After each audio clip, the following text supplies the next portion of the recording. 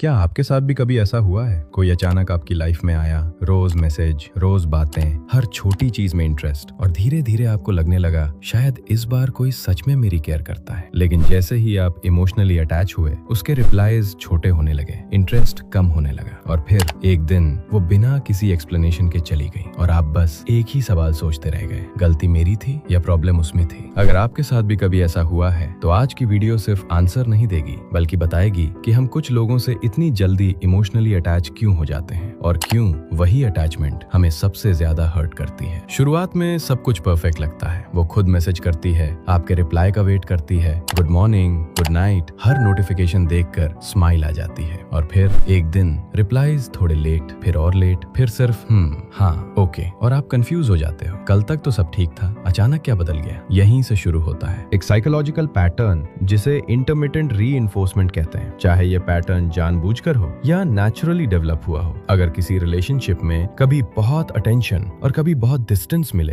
तो हमारा ब्रेन उसी अटेंशन को और ज्यादा चेज करने लगता है। इंटरेस्टिंगली यही मैकेनिज्म गैम्बलिंग को भी इतना एडिक्टिव बनाता है, क्योंकि रिवॉर्ड हर बार नहीं मिलता, कभी बहुत प्यार, कभी बिल्कुल साइलेंस। तो ब्रेन बार बार सोचता है बस एक बार पहले जैसा मैसेज आ जाए, सब नॉर्मल हो जाएगा। और यही होप अटैचमेंट को और गहरा करती चली जाती है। जितनी अटेंशन रेयर होती जाती है उतनी ही वैल्यूएबल लगने लगती है। अब शायद आप सोच रहे होंगे मैं ही इतना अटैच क्यों हो गया? सच ये है, प्रॉब्लम अटैचमेंट की स्पीड नहीं होती, प्रॉब्लम होती है उस इमोशनल रोलर कोस्टर की। जब कोई पहले आपको बहुत इंपॉर्टेंस देता है और फिर बिना किसी क्लियर रीजन के डिस्टेंस क्रिएट कर देता है, तो हमारा ब्रेन इसे सिर्फ रिजेक्शन नहीं मानता, वो इसे लॉस मानता है और नेचुरली उस लॉस को रिकवर करने की कोशिश करता है। इसी वजह से आप बार बार उसका प्रोफाइल देखते हो, लास्ट सीन चेक करते हो, पुरानी चैट्स पढ़ते हो, हर नोटिफिकेशन पर उम्मीद करते हो कि शायद उसका मैसेज हो। ये वीकनेस नहीं है, ये कोई कैरेक्टर फ्लॉ भी नहीं है, ये ह्यूमन ब्रेन का एक वेल डॉक्यूमेंटेड अटैचमेंट रिस्पॉन्स है। आप डेस्परेट नहीं थे, आपका ब्रेन बस सर्टेनिटी ढूंढ रहा था। इंटरनेट पर एक लाइन बहुत सुनने को मिलती है, लड़कियां बहुत जल्दी मूव ऑन कर लेती हैं, लेकिन साइकोलॉजी इस बात को इतना सिंपल नहीं मानती। असल डिफरेंस जेंडर का नहीं होता, डिफरेंस होता है इमोशनल इन्वेस्टमेंट का। जिस इंसान ने कम इमोशनली इन्वेस्ट किया होता है, उसके पास डिटैच करने के लिए भी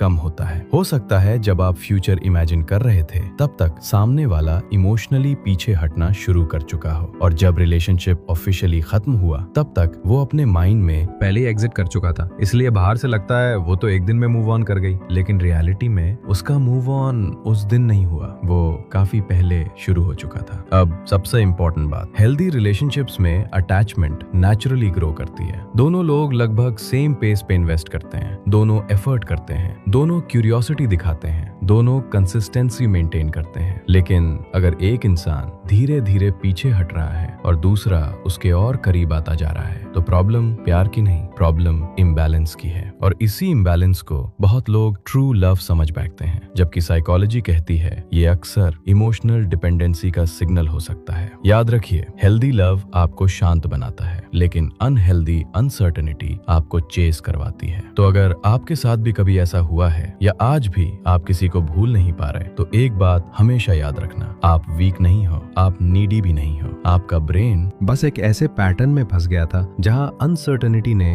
अटैचमेंट को और स्ट्रांग बना दिया। लेकिन अच्छी बात यह है, जिस पैटर्न को ब्रेन सीख सकता है, उसे समझकर उससे बाहर भी निकला जा सकता है। और शायद इसी वीडियो का सबसे बड़ा लेसन यही है, कभी भी किसी की कंसिस्टेंसी से ज्यादा अपनी सेल्फ वर्थ को वैल्यू दीजिए।